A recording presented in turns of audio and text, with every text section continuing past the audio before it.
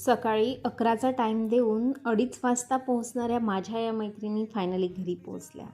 बाकीच्यांचा मुहूर्त अजून निघायचा आहे, कधी निघणार कुणास ठाऊक.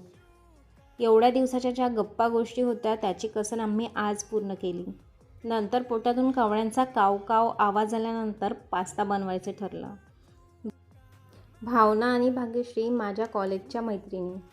जवळपास 9 वर्ष झाली आम्ही एकमेकींना ओळखतो.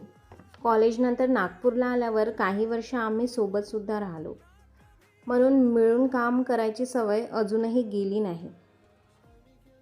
टोमॅटो सॉस इज मॅन्डेटरी म्हणत पास्ता संपवला आणि डोंट डिस्टर्ब मी म्हणत आमचा मोबाईल टाईम सुरू झाला. ही भाग्यश्रीची मुलगी. आणि मी थोडी का रिकामी दिसली तर माझ्या मैत्रिणी मला लगेच कामाला लावतात. रात्रीच्या जेवणात पानवड्याची भाजी, भात, पराठे आणि श्रीखंड बनवलं आणि आपल्या आईला चारून देताना पोच देणारी ही गोडूबाई. असा होता आमचा आजचा दिवस.